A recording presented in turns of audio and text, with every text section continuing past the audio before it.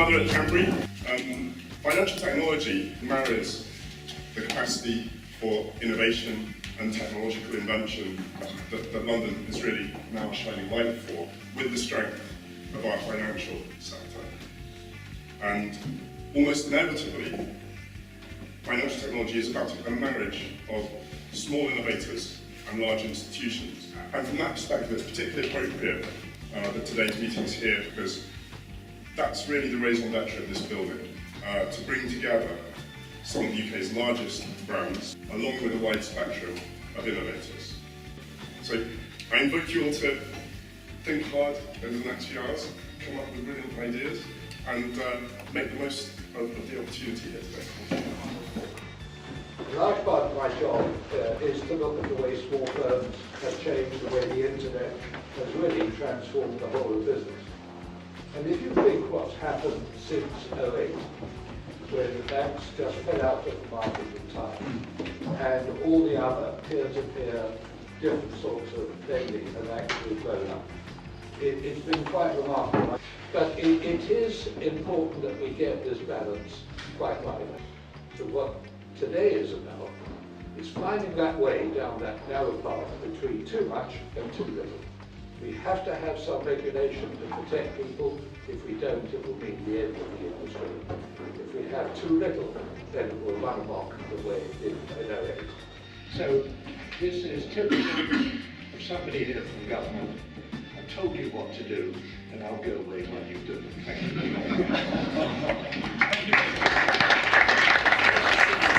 The purpose of this session is to create actionable information for the government. So, what is the rule and regulation you have an issue with? What's the impact on your company? And the desired resolution is really, really key output of this session. Which is what is business intelligence, Bitcoin, crowdfunding, payments, and working capital. Other tables. So today I'm going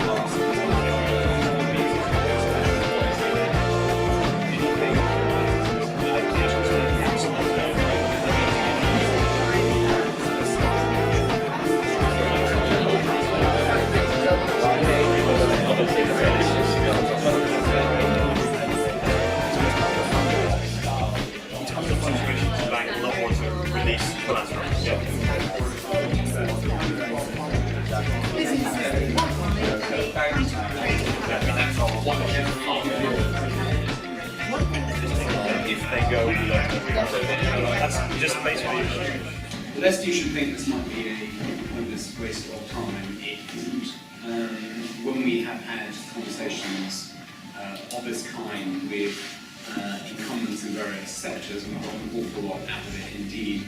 It was out of a set of this sort of conversations with the challenger banks that we got very focused on, for example, what were we going to do about access to payment systems and so on, which led us to resurrect, in fact, the Crookshank proposals that had first been made to the Treasury some 13 years before and resisted by incumbents for ever since. The Treasury delivers in the end. But ideally we'd have a slightly quicker turnaround time.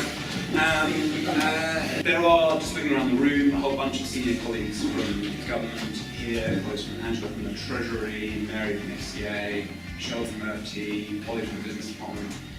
They are here for the best of all reasons, which is that they are hungry to work out what we can sensibly do. Why are we interested? The financial services industry is a big industry, and it's also not just a big industry in its own right, it's incredibly important to the workings of the economy.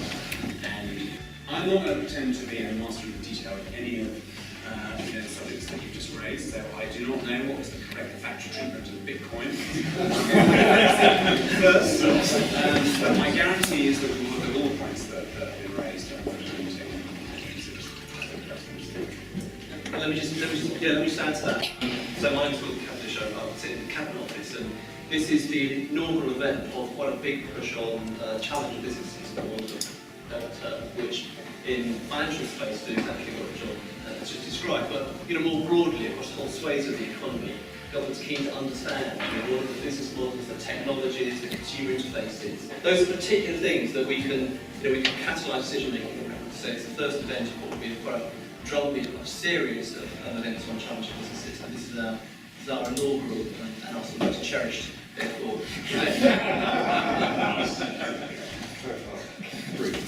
We'll get the comments back and we'll turn it into a final document that will capture the learning of this whole session and anything for future learning. We may come back to some of you for more information.